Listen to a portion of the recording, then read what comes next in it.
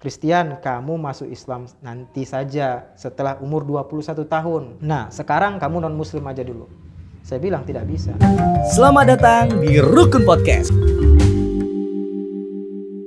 Assalamualaikum Ustadz Tarigan. Waalaikumsalam warahmatullahi wabarakatuh. Masya Allah. Ini Ana manggilnya Ustadz Ahmad atau Ustadz Tarigan ini, Ustadz? Boleh Ustadz Ahmad, boleh Ustadz Tarigan. Masya Allah. Mana nyamannya saja. Masya Allah. Tapi kalau jamaah, memang banyak dari mereka yang nyaman dengan panggilan Ustadz Tarigan. Ustadz Tarigan. Masya Allah. Boleh yang mana yang nyaman silahkan. Masya Allah. Nah Ustadz, sahabat rukun ini sebenarnya pingin kenalan sama antum. Kebetulan qadarullah Allah mempertemukan Ane dengan antum itu waktu khutbah Jumat nih. Benar. Wah ini Ustadz Tarigan Masya Allah nih kalau untuk menjadi rekomendasi narasumber podcast, ini insya Allah luar biasa ini sharingnya nih. Jadi boleh mungkin dikenalkan kepada sahabat rukun, Ustadz Tarigan ini aktivitasnya saat ini apa nih Ustadz? Ya, bismillah. Yang pertama tentu saya memohon ampun kepada Allah Subhanahu wa Ta'ala. Semoga apa yang nanti kita sampaikan di podcast ini Amin. bermanfaat dan menjadi hikmah bagi siapapun yang mendengarnya. Amin. Kebenaran dari Allah Subhanahu wa Ta'ala, kesalahan dari saya. Oleh karena itu, saya ingin tentu mengucapkan wallahu a'lam bishawab. Itu yang pertama.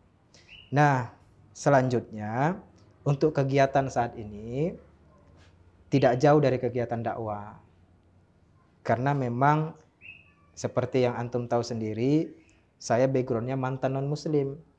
Nah, setelah memilih kembali fitrah, memilih menjadi seorang muslim, saya telah mewakafkan diri saya sepenuhnya di jalan dakwah, di jalan Allah Subhanahu wa Ta'ala. Jadi kegiatan ya begini dalam dakwah, ya menyampaikan istilahnya kita katakan kajian-kajian yang bertemakan tauhid, bertemakan fikih, dan saat ini seperti tim Rukun Indonesia Lihat, Masya Allah.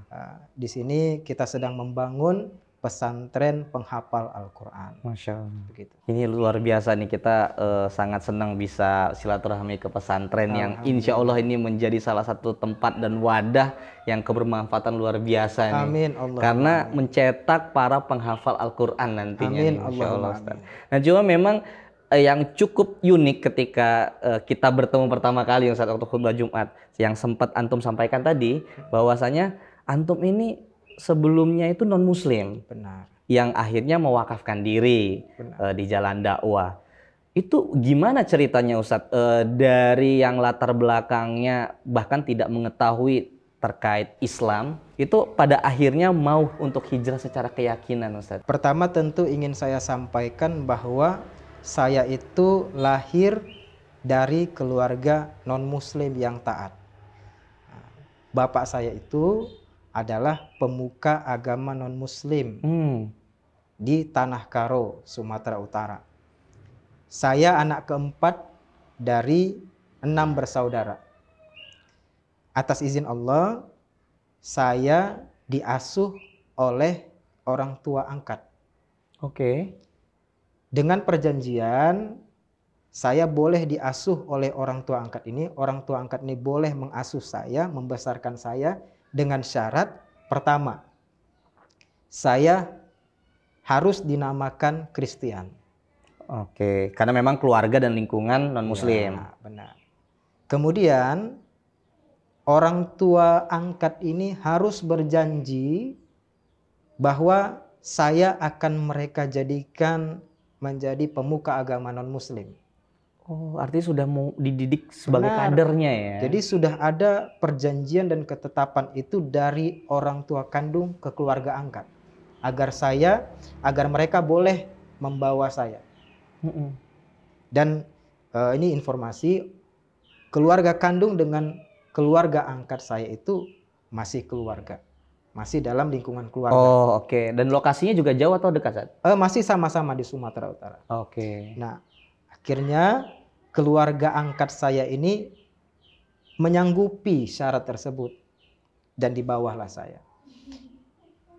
Mereka mengingat janji itu sehingga dari kecil saya diprotek untuk tetap berada di lingkungan non-muslim yang taat. Maka SMP saya itu ketika sekolah menengah pertama, saya itu ditempatkan untuk belajar di lembaga pendidikan non-muslim. Nah, tetapi kemudian SMA atas izin Allah, saya bisa masuk SMA negeri. Oh, tidak pengkaderan khusus sekolah non-muslim ya? Saya ikut seleksi secara sembunyi-sembunyi tanpa diketahui oleh keluarga angkat dan kandung. Saya ikut seleksi SMA negeri dan lulus alhamdulillah. Padahal keluarga angkat mengharuskan saya itu swasta di lembaga pendidikan non-muslim. Tetapi saya katakan, saya sudah lulus ini. Seleksinya juga nggak mudah gitu kan. Dan ini sekolah favorit negeri gitu. Di daerah itu? Di daerah itu.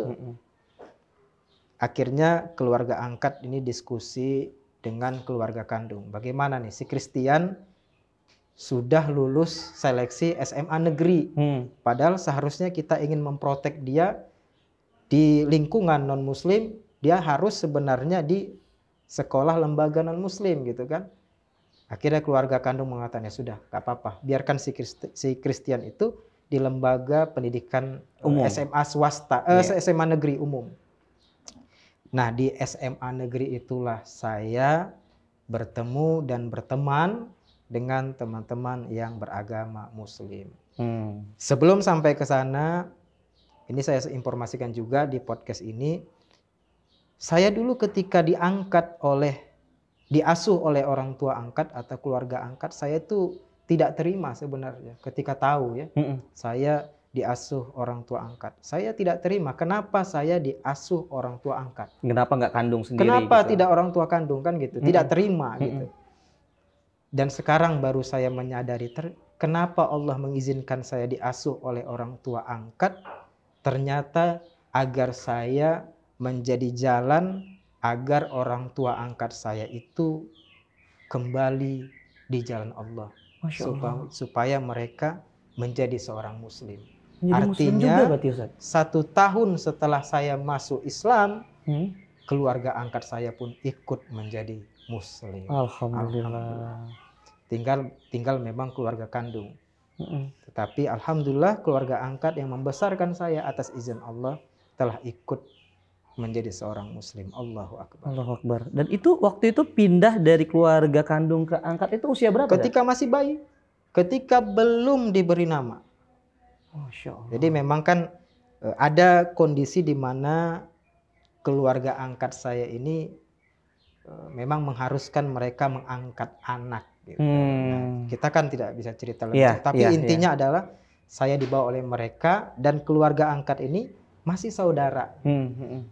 Dan hikmahnya adalah atas izin Allah, hari ini keluarga angkat saya sudah menjadi seorang muslim, bahkan menjadi seorang muslim yang taat. Alhamdulillah.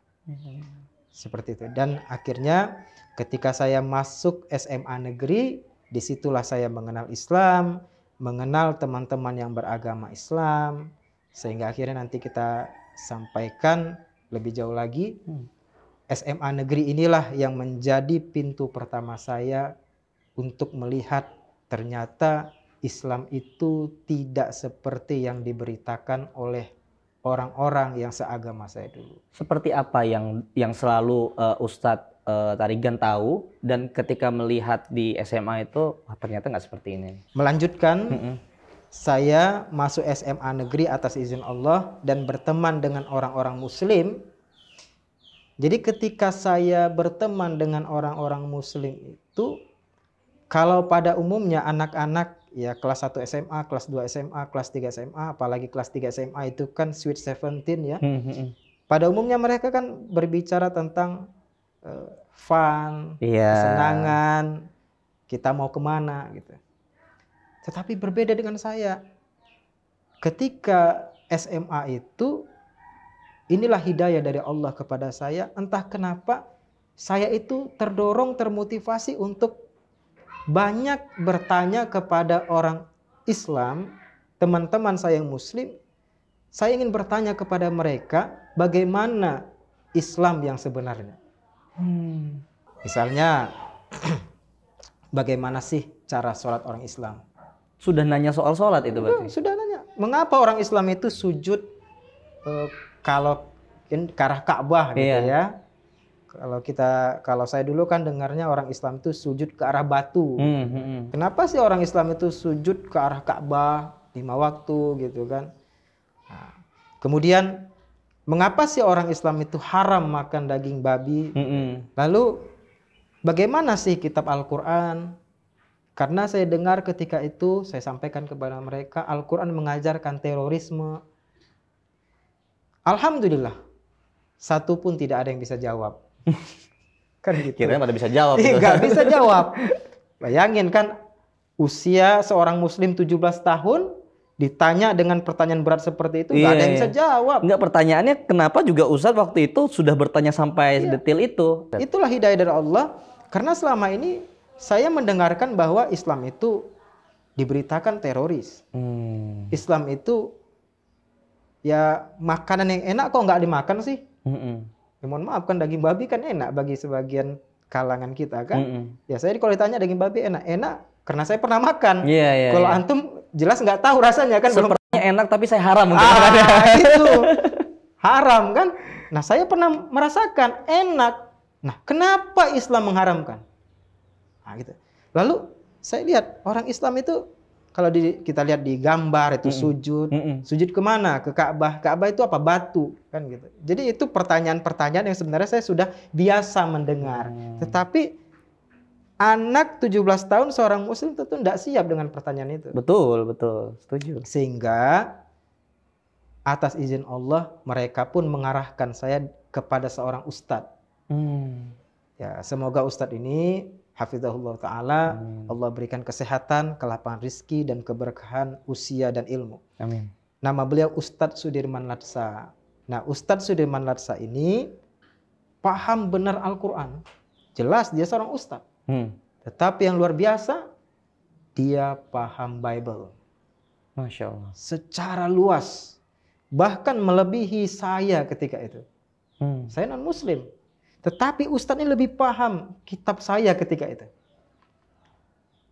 Setengah tahun saya diskusi dengan beliau. Setengah tahun itu atas izin Allah pula akhirnya mantaplah saya untuk mengucapkan kalimat La ilaha illallah Muhammadur Rasulullah. Usia 17 tahun, kelas 3 SMA. Dengan izin Allah melalui beliau, saya menjadi seorang muslim kembali fitrah perjanjian kita dengan Allah sebelum dilahirkan. Yaitu kita semua muslim. Yang menjadikan anak-anak itu non-muslim adalah orang tuanya.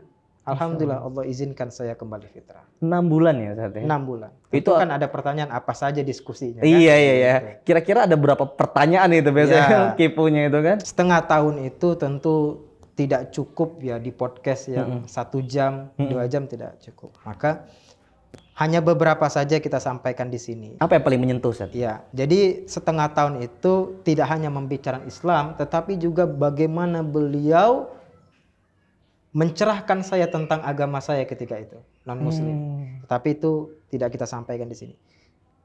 Yang menjadikan saya itu terpukau dengan Islam, ketika beliau menjelaskan tentang Al-Quran. Apa yang beliau jelaskan? Beliau menjelaskan secara mantap bagaimana Al-Quran itu ternyata sesuai dengan keadaan zaman, bahkan Al-Quran yang mengatur zaman. Bagaimana maksudnya? Begini.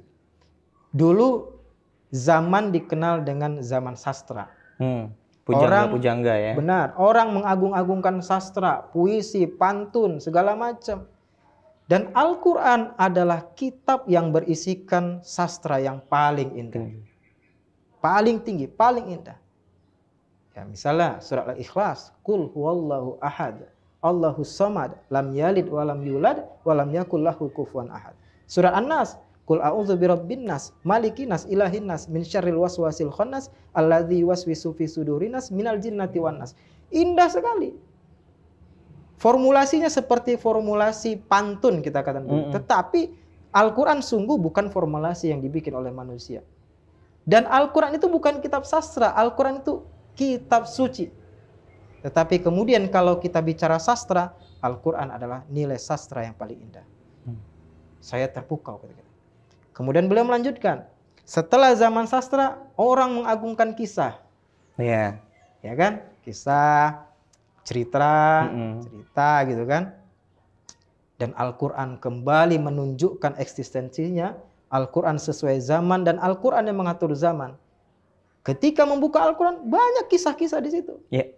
Tetapi yang membedakan kisah dalam Al-Quran dan kisah-kisah yang dibuat manusia, kisah yang dibuat manusia itu dongeng. Banyak kepalsuan dibuat-buat. Dan Al-Quran adalah kitab suci yang berisikan kisah yang nyata dan benar adanya. Saya terpukau. Dan kemudian masuk kepada zaman orang mengagung-agungkan sains. Orang yang paham sains hebat. Iya. Orang yang paham sains berarti IQ-nya tinggi. Kan begitu. Masuk zaman sains. Dan kembali Al-Quran menunjukkan kemuliaannya atas izin Allah. Al-Quran berisikan sains yang tinggi. Yang ketika orang mencoba menggalinya semakin ketagihan dan semakin cinta kepada Al-Quran. Salah satunya Profesor Tegata Tejasen, seorang istilahnya profesor dari Universitas Chiang Mai, Thailand, non-Muslim. Kemudian masuk Islam hanya karena satu ayat. Ketika dia membaca dan disodorkan tentang ayat Al-Quran, orang di dalam neraka jahanam ketika mereka disiksa, hancur kulitnya. Allah menegaskan, baddalnahum juludan ghairaha. Kulit mereka akan kami ganti dengan kulit yang baru. Apa yang menjadi Apa yang menjadikan kenapa orang dalam neraka disiksa, hancur tubuhnya, yang diganti bukan mata, yang diganti bukan kaki, yang hancur, yang diganti bukan tubuh, tetapi kulit. Nah, ketika itu istilahnya Profesor Tegata Tejasen ini penasaran dan dia tertegun, terpukau. Di kulit kita ini ada sistem syaraf sensorik yang merasakan sakit. Yang kalau kulit hancur maka tidak lagi merasakan sakit. Maka ditegaskan dalam Al-Quran, orang di neraka disiksa. Mereka merasakan sakit, tubuhnya hancur. Supaya mereka terus-terusan merasakan sakit, setiap tubuh mereka hancur diganti kulit yang baru. Agar mereka terus-terusan merasakan sakit. Al-Quran berbicara sains. Dan Al-Quran bukan kitab sains. Al-Quran kitab suci, tapi kalau berbicara sains, Al-Quran mengatakan, Anda beli, Anda jual, kami beli. Anda menantang, kami coba untuk menjawab. Al-Quranul Karim. Saya terpukau dan akhirnya saya menegaskan ketika itu, ini bukan kitab yang dibuat manusia. Ini bukan. Berarti lulus semua apa yang menjadi pendapat atau pembelajaran Ustadz selama ini di Alkitabnya Ustadz waktu itu? Ya, artinya gini, saya kan orang berpendidikan, bukan cerdas-cerdas amat, tapi saya orang berpendidikan. Maka cara masuknya meyakinkan saya harus dengan pendidikan dong, harus betul. Dengan ilmiah dong. Dan apa yang dijelaskan oleh Ustadz Sudirman Larsa ini benar-benar masuk akal saya, ilmiah, tidak mengada-ngada. Dan kalau saya bandingkan dengan kitab saya yang dulu, jelas kitab Al-Quran lebih mulia dan lebih tinggi bagi saya ketika itu. Dan sampai hari ini, akhirnya saya katakan, ini bukan buatan manusia. Masya Allah. Ini diturunkan oleh Tuhan yang maha benar. Tuhan yang maha benar. Maka tidak ragu bagi saya ketika itu, walaupun keluarga menantang, baik yang angkat apalagi yang kandung, saya tegaskan, saya tetap ingin masuk Islam. Itu langsung komunikasi ke keluarga langsung? Langsung ketika itu saya sampaikan. Tanpa kekhawatiran biasanya kalau umur 17 tahun ya Ustadz ya, takut sama orang tua, kemudian apalagi bicara hal yang sangat fundamental gitu kan. Jadi begini, salah satu psikologi yang membuat saya itu berani mengatakan kepada orang tua saya ingin masuk Islam, saya berani tidak ragu, karena saya menganggap ini orang tua angkat gitu. Masalah orang tua kandung yang urusan beliau. Gitu. Maka saya berani katakan, saya ingin masuk Islam. Silakan sampaikan kepada keluarga kandung. Apapun resikonya, saya ingin masuk Islam. Saya katakan begitu. Dan tentu yang saya hadapi ketika itu adalah kemarahan. Itu jelas. Tidak ada orang tua yang bahagia ketika anaknya memilih berpindah keyakinan. Kalau bahagia, berarti orang tuanya tidak sayang. Tapi kalau marah, jelas orang tuanya sayang. Ada beban moral di situ. Betul. Dan dia marah. Orang tua angkat saya marah, apalagi orang tua kandung saya. Jelas marah. Tetapi saya katakan, Pak dan keluarga saya di sana, kita hanya berbeda dalam hal agama. Kita berbeda hanya dalam hal keyakinan setelah hari ini. Tetapi sampai mati pun, saya tetap anak dari Bapak dan saya tetap adalah anak dari mereka. Tidak ada yang memisahkan kita. Yang memisahkan adalah prinsip keyakinan. Agama Bapak, agama saya mulai besok. Masya Allah. Tapi kalau masalah keluarga, kita tetap keluarga. Itu saya katakan. Kalau hari ini saya mungkin diusir dari rumah, saya nggak ada masalah. Oh, sudah siap seperti saya itu ya, Ustaz? Saya nggak ada masalah, ya? saya dendam. Karena saya yakin, saya pergi, saya kehilangan keluarga, karena saya memilih Islam, saya yakin 1000 keluarga saya yang baru dari kaum muslimin yang siap untuk menerima saya. Itu saya yakin. Sudah seyakin itu Sudah ya, Ustaz yakin. ya? Akhirnya setelah izin, karena waktu itu 17 tahun.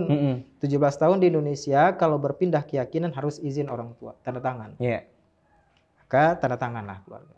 Silahkan, tapi hari ini keluar. Dari rumah? Pergi dari rumah. Gak ada masalah. Tapi besok akan saya tetap datang, bukan sebagai muslim dan non muslim, tetapi sebagai anak dan orang tua. Saya pergi bawa pakaian. Dan ketika itu saya diterima di panti asuhan. Di Sumatera Utara Di itu Sumatera juga? Utara. Panti asuhan Muhammadiyah. Masya Allah. Jadi panti asuhan Muhammadiyah salah satu panti asuhan yang sangat aktif. Saya diterima di sana dan disyahadatkan di sana. Oh, justru ketika izin itu memang belum syahadat ya, Ustaz ya? Belum, nggak boleh. Oh, karena Kan memang di bawah umur. Iya, betul. Jadi betul. kalau saya syahadat di bawah umur, maka keluarga saya bisa menuntut para ustadz yang mengislamkan saya. Iya. Nggak boleh. Karena dianggap belum cukup dewasa dan takutnya diarahkan gitu ya, Iya, Ustaz nanti ya? akan dianggap menyebarkan agama kepada anak di bawah umur yang sudah beragama. Iya. Maka untuk menghindari itu, orang tua saya harus tanda tangan. Dalam hal ini orang tua angkat harus tanda tangan. Dan saya siap untuk itu. Tidak ada keraguan sama Tidak ada sekali, keraguan. Saya bilang, saya tidak. Jadi ada yang mengatakan begini, udahlah Christian, ini seorang ustadz ya. Christian, kamu masuk Islam nanti saja setelah umur 21 tahun. Kamu masuk Islam nanti usia 21 tahun. Nah, sekarang kamu non muslim aja dulu. Saya bilang tidak bisa. Saya mengikrarkan syahadat harus sekarang juga. Masya Allah. Ya kalau begitu minta tanda tangan orang tuamu. Karena kami khawatir kalau kami mengislamkan tanpa izin orang tuamu, kami yang bermasalah. Maka saya minta tanda tangan orang tua saya.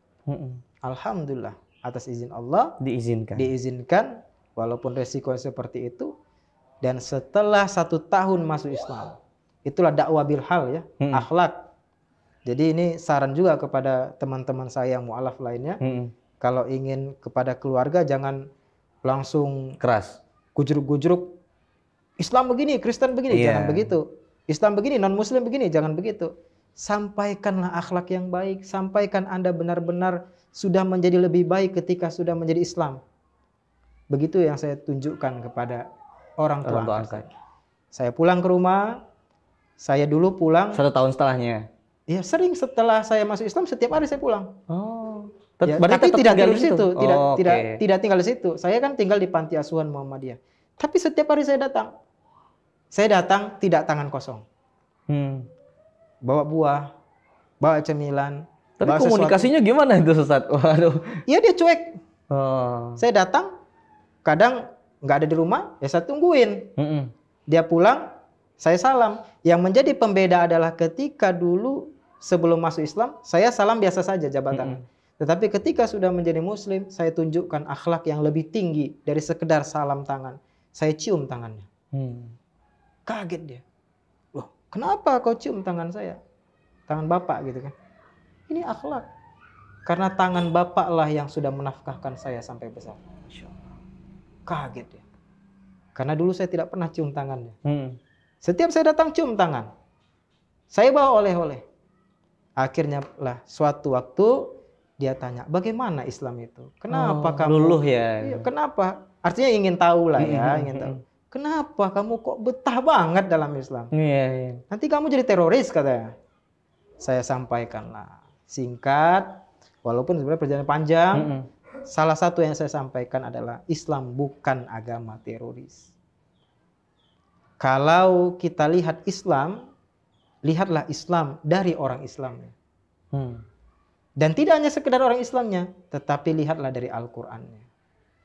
Kalau Islam, orang Islam bisa jadi tidak mencerminkan nilai Quran. Maka saya sampaikan bahwa Allah berfirman, "Man qatala nafsan bighairi nafsin aw fasadin fil ardi," kata Allah.